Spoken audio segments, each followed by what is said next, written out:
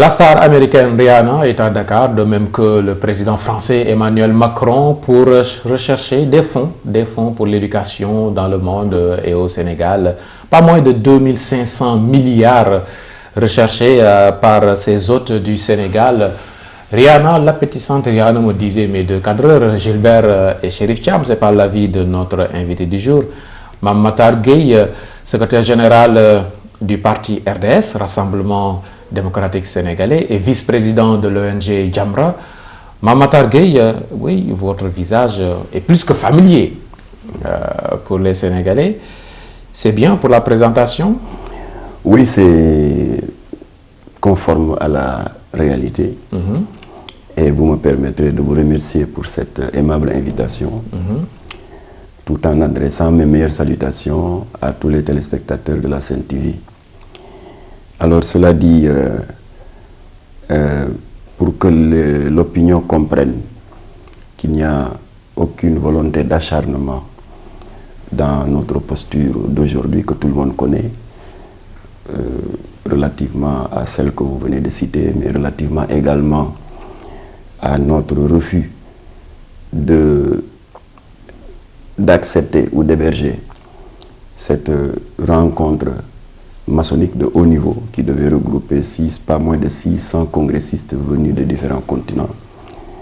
Alors pour que l'opinion comprenne qu'il n'y a aucune volonté d'acharnement de notre part, je pense qu'il est bon de faire un tout petit rappel historique pour comprendre comment les lobbies maçonniques, y compris les Illuminati, comme Kanye West, comme Rihanna, avaient entrepris depuis des années à infiltrer la société sénégalaise et à procéder à son maillage, ce que nous avions très tôt dénoncé d'ailleurs en 1985 et qui avait valu au défunt président exécutif de Jamra, Abdou Latif Gueye, un procès très retentissant à défaut d'avoir accepté de se laisser corrompre en espèces sonnantes et trébuchantes.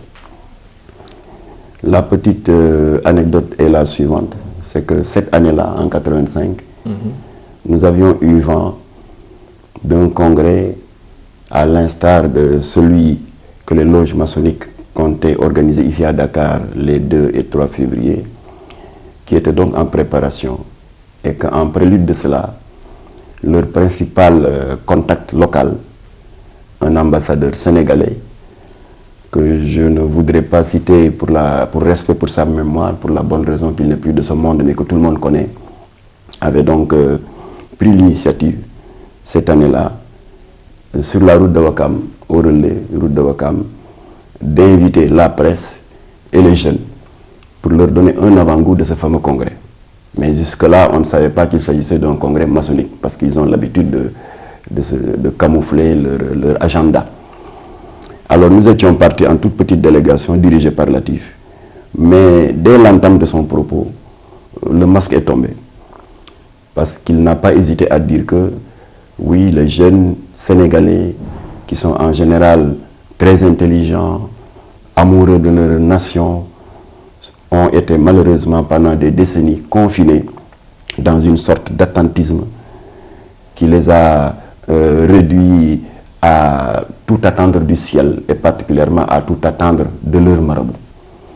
Et sans hésitation, il a indirectement fustigé le fondateur de la confrérie mouride et de la confrérie tijane, en disant que ce sont les plus grandes confréries qui sont responsables du retard, de l'attentisme dans lequel la jeunesse sénégalaise est aujourd'hui confinée et qui, à terme, pourrait causer du tort à notre pays. Parce que, comme le dit l'adage, dis-moi quelle jeunesse tu as, je te dirai quel peuple tu seras. Bref, Latif Gueye a immédiatement levé la main pour prendre la parole. Et les organisateurs lui ont dit de patienter un peu que le conférencier termine. Parce que les débats sont prévus à la fin de son exposé. Latif n'a pas voulu attendre. Il a dit, je n'attendrai pas. Il a insulté directement, indirectement Cheikh Ahmadou Bamba et Seydi Hadji Malick Sy, qui sont des icônes vénérées sur le plan religieux par la société sénégalaise. Donc je prends tout de suite la parole. Bref, ils lui ont refusé la parole. Et nous nous sommes dit, donc nous allons partir. Et en partant, Latif lui a dit que vous vous êtes démasqué au grand bonheur des Sénégalais qui vous ont découvert parce que vous avez eu un avant-propos de votre conférence qui a des connotations maçonniques. Connotations maçonniques. Voilà, c'est le problème, c'est un peu... c'est facile d'accuser quelqu'un d'être des loges maçonniques ou de connotation maçonnique par rapport à ses propos. Mais l'islam également, c'est l'ouverture d'esprit. Quand on est contre l'idéologie de Cheikh Ahmadou Bamba ou de El Hadj Malick Sy, on n'est pas forcément maçon, non? Non, peut-être qu'au cours de nos échanges, nous allons apporter beaucoup plus de précision. Mais Latif l'a apostrophé dans ce sens pour résumer qu'il venait de se faire le porte-parole de la plus dangereuse obédience maçonnique. Oui, pour l'économie du temps, c'est quoi un franc-maçon?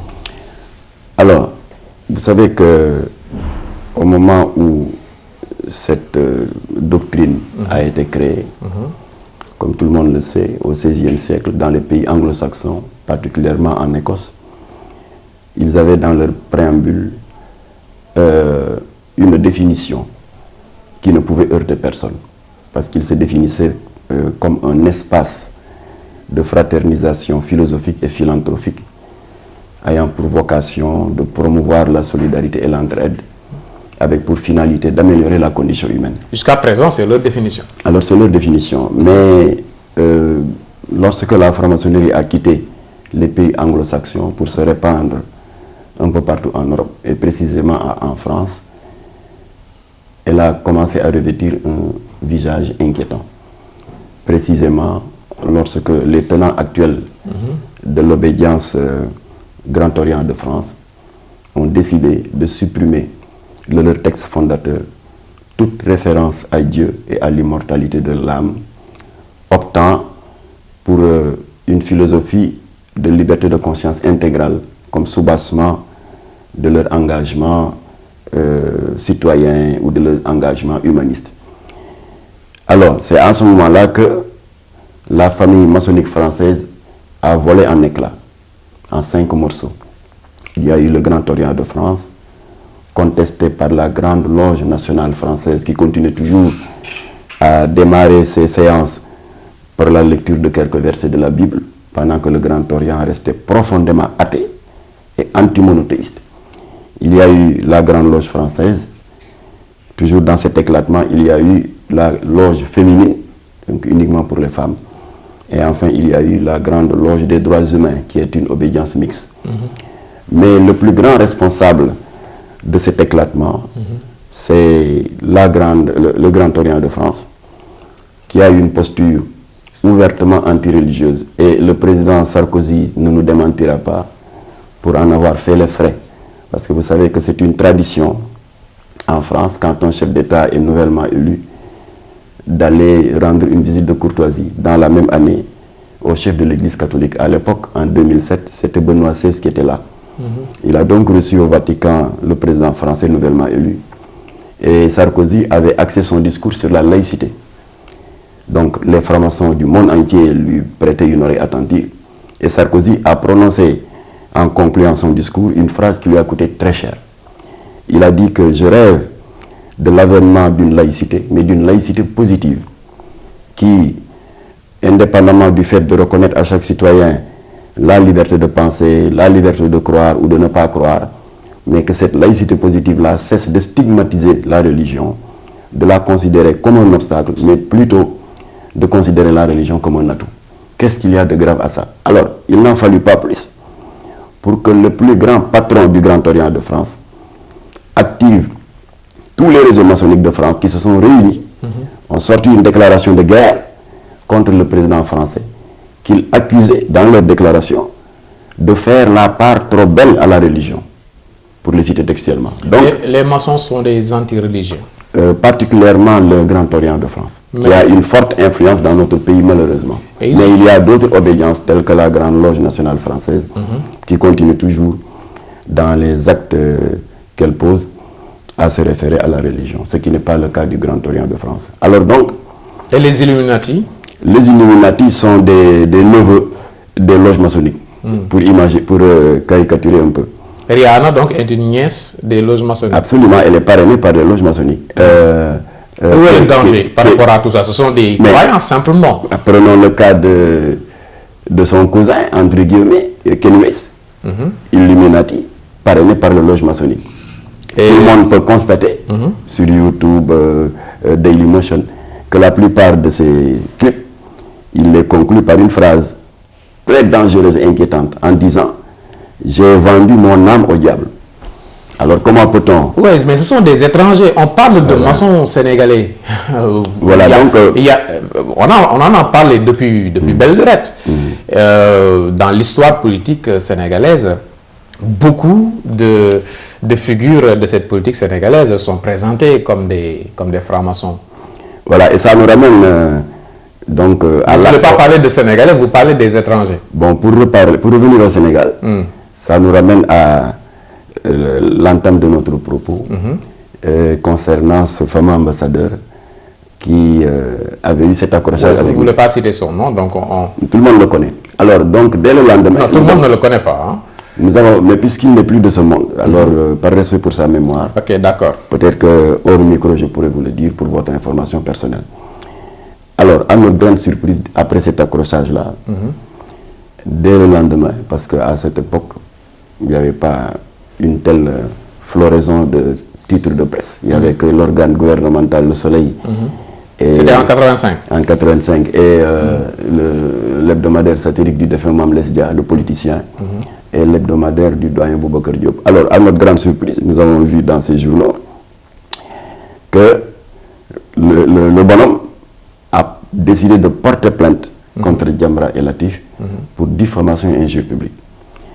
Alors nous nous sommes dit, dans ce cas, à la guerre comme à la guerre, puisque nous avions 3 listes de haute autorité du Sénégal, membres de la loge maçonnique la plus pernicieuse, parce que anti-religieuse, qui est le Grand Orient. Nous nous sommes dit donc, en attendant qu'il y ait procès, puisqu'il nous traite de menteurs, nous avons commencé à publier ces listes. Alors nous avons commencé donc par la première liste, que nous avons dupliquée en des milliers d'exemplaires, remis aux jeunes de Jamra, qui se sont répartis la tâche. La grande mosquée de Dakar, la mosquée de la rue Blanchot et la mosquée de la Médina. Et dès que l'imam dit assalamu alaikum, on distribue. Et automatiquement, c'est le scandale. Ah bon, un tel en fait partie, un tel. Et le pays était dans une atmosphère indescriptible. Alors, assorti d'une tournée que nous avions décidé d'entamer pour donner la bonne information aux chefs religieux. Ok. Et vous connaissez toujours l'actuel calife. Les maçons sénégalais, vous les connaissez, hein? Oui, oui, parfaitement. Et l'actuel calife, c'est Muntaha, ainsi que le défunt calife des Layènes, Seydina Issa Thiaw-Laye, et Seigne Abdoulaye Dabakh ont joué un rôle extrêmement fort sur l'issue des événements. Parce que vous refusez de parler des défunts. Les Sénégalais ont cette croyance que tous leurs chefs d'État sont des francs-maçons. Bon, disons que au moment où nous rendions public cette liste, et que certains Sénégalais gardent certainement toujours par devers eux, nous avions la liste de ceux qui assistaient régulièrement aux assises du temple maçonnique qui se trouve derrière l'Assemblée nationale. Vous avez des représentants là-bas, vous, Jamra? Oui, mais on avait quand même réussi à les infiltrer. C'est ce qui explique que nous avons pu avoir ces listes. Alors, lorsque les listes ont commencé à être diffusées, naturellement, Latif a commencé à subir des menaces extrêmement graves. Et c'est la raison pour laquelle on ne le laissait jamais dormir plus d'une semaine à la maison. La semaine suivante, on l'a mené chez notre père Alaï Ibougueï à la Gueule-Tapée. La semaine suivante, à Rufisque, etc., en attendant le jour du procès. Oui, mais une question. Alors, maintenant, nous avions dit... L'historique, elle est bonne, oui, c'est vrai, mais pour évoluer, voilà, quel est le danger? Ils ont leur obéissance, ils ont leur croyance. Ceux qui croient en l'Église également pratiquent leur religion. Ceux qui croient en l'islam pratiquent leur religion. Où est fondamentalement le problème pour notre société? Le problème, fondamentalement, c'est le fait qu'ils aient enlevé de leur texte fondateur toute référence à Dieu. Ils ne sont pas les seuls. Je veux parler du Grand Orient de France, voilà, qui est la loge qui s'est illustré en France par son attitude anticléricale, au point de leur valoir ce charmant sobriquet de bouffeur de curé.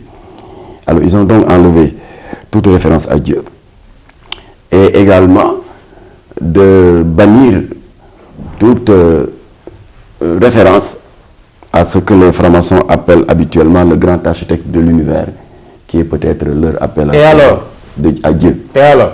Et finalement, ils se sont limités à mettre en œuvre une philosophie de liberté de conscience absolue. Alors, mais tout le monde n'est pas croyant, même au Sénégal. C'est le syncrétisme religieux qui prédomine, non? Ici, le monothéisme vient après. Oui, mais je crois que cette option de liberté de conscience absolue aurait dû inciter la Grande Loge, le Grand Orient de France, à un peu plus de modestie sur le terrain de la défense des libertés publiques dont il se vante. Ouais, est-ce que vous ne lui donnez pas trop de pouvoir, ce gars de l'Orient-là? Non, non, c'est eux qui se proclament comme des défenseurs des libertés publiques. Alors que... Il peut influencer la jeunesse sénégalaise? Non, d'abord déjà là-bas chez eux en France. En France, ce n'est pas notre problème. Ce n'est pas notre problème, mais ils ne limitent plus leur activité au niveau de l'Hexagone. Ils parrainent maintenant des loges maçonniques africaines et malgaches pour étendre leur influence sur le continent. Et ils ont les moyens de faire pression sur un chef d'État français, sur la société africaine. Ils ont ce pouvoir. Non, c'est-à-dire qu'il y a des pouvoirs extraordinaires qu'on leur prête à tort. À tort. À tort, mais en réalité, c'est des activistes, comme nous l'avons indiqué tout à l'heure, qui bannissent toute forme de référence au monothéisme religieux et qui ne se limitent pas à cela, mais qui adoptent des attitudes sournoises. D'accord. Vous ne voulez pas parler des morts, mais parlez-nous des francs-maçons sénégalais qui vivent présentement parmi nous. Alors, ils sont chez nous et le ministère de l'Intérieur, au moment de notifier au REFRAM, donc cette congrégation des 600 maçonnistes qui voulaient venir ici tenir leurs assises, a bien eu un correspondant local qui répondait à leur nom. Et c'est donc à ce dernier qu'il a été fait notification, qu'il lui a été fait notification que cette rencontre était interdite. Alors donc, il y a une notification. Voilà, de l'interdiction de la rencontre. L'interdiction formelle. Alors ils ont donc été obligés de se replier vers Pointe-Noire. La presse a cherché en vain cette notification pour avoir une traçabilité. Vous pouvez interpeller un responsable de n'importe quel hôtel à Dakar qui vous confirmera qu'il leur est interdit d'héberger cette rencontre maçonnique et anti-religieuse. Et l'interdiction vient de quelle instance? De la préfecture. De la préfecture. Voilà, c'est ça. Oui, depuis même avant l'indépendance du Sénégal, du côté de Saint-Louis, il y avait ces rencontres maçonniques, dit-on. Donc le Sénégal a toujours hébergé ces francs-maçons, non? Oui, mais c'est la première fois dans l'histoire du Sénégal qu'il pose des actes avec autant d'ostentation, assorti d'une propagande à peine voilée, allant dans le sens de la légalisation de certaines contre-valeurs. Mais voilà, ils ont raison parce que vous avez peur du combat. Vous ne montrez pas assez de courage, disons, parce que là, vous n'osez pas donner les noms de ceux qui ne sont plus de ce monde, ni de ceux qui vivent pas. Vous m'aviez interrompu tout à l'heure, je vous avais dit que dans la perspective de notre procès, pour rassembler le maximum d'atouts de notre côté, nous avions réparti les listes des francs-maçons que nous avions en 3 listes. Et une première avait été diffusée, que des Sénégalais, car gardent toujours malgré... Rafraîchissez-nous la mémoire, c'était en 85 ça. C'était en 85. Oui, voilà. Il y avait quel nom par exemple? Par la suite, nous avions dit donc avant le procès, pour que les Sénégalais aient une information plus complète sur le caractère pernicieux de cette obédience qui à terme voudrait combattre nos religions, aussi bien chrétiennes que musulmanes. Alors nous avions convoqué à la mosquée inachevée de Yoff une grande conférence. Alors c'est ce jour-là que Seigneur Abdou Aziz Sy Dabakh est venu, malgré son état de santé précaire, parce qu'il était un peu souffrant, pour faire la déclaration forte que tout le monde peut encore auditionner dans les réseaux sociaux. Il a donc dit, ce garçon à qui vous voulez chercher noise, parce qu'il interpellait directement l'État, nous, chefs religieux du Sénégal, nous le considérons comme un soldat de l'islam. Donc moi, personnellement, Seydi Abdou Aziz Sy Dabakh, je vous affirme ici que tout ce que vous voulez lui causer comme tort, il faut le dupliquer en deux. Si c'est une convocation pour la gendarmerie ou le tribunal, faites-en deux. Une convocation pour lui, une pour moi. Si aujourd'hui, vous avez des boucliers. Si vous voulez l'arrêter. Aujourd'hui, vous avez des boucliers comme... oui, j'en viens. Si vous voulez l'arrêter. Oui, c'est clair. Et le mettre en prison, faites deux. Alors, donc... Dabakh, présentement. Donc, à l'époque, il y avait que Seydi Abdou Aziz Sy Dabakh. Il y avait, j'en viens. Il y avait Seigne Muntaha, qui d'ailleurs, lors de la dernière rencontre que nous avons eue avec lui, il y a une semaine, nous a fait des rappels très émouvants de ce combat qu'il avait mené avec nous, alors qu'il n'était pas encore Khalife général des Mourides. Il y avait également Seydina Issa Thiaw Laye. Mais maintenant, ça s'est élargi, la fourchette s'est élargie. Parce que tous les chefs religieux, parce que vous parlez de bouclier, sans exception, ont proclamé qu'ils ont décidé de nous accompagner dans ce combat. Présentement. Présentement, tous les chefs religieux. Nous avons fait Touba, Tivaouane, Ndiassane et même le Dakar de Médina Gounass, dont le marabout a envoyé son fils, qui a présidé la prière de Tisbar avant le démarrage de notre conférence, la mosquée inachevée. Et pas plus tard qu'il y a 4 jours, la famille de Seydina Louma Moulay, par la bouche de l'adjoint direct et cousin du calife, Seigne Moussa Gueye, qui a dit que ce sera ton pied, mon pied, nous serons présents avec vous. Et l'église dans tout ça? Ce combat. Alors l'église, nous comptons la voir cette semaine, parce que vous savez que nous avions commencé nos tournées à l'intérieur du pays. Donc nous terminons par Dakar. Donc nous avons déjà fait la famille de Seydina Limamou. Nous bouclerons, nous enchaînerons par la famille de Cheikh Oumar Foutiyou Tall et nous terminerons par l'église. L'église qui est également dans la ligne de mire de cette obédience maçonnique anticléricale qui a la prétention dangereuse de vouloir construire une société sans Dieu. Une société sans Dieu. Oui, Mame Matar Gueye, vice-président de l'ONG Jamra et secrétaire général du parti RDS, de la publicité avant de revenir.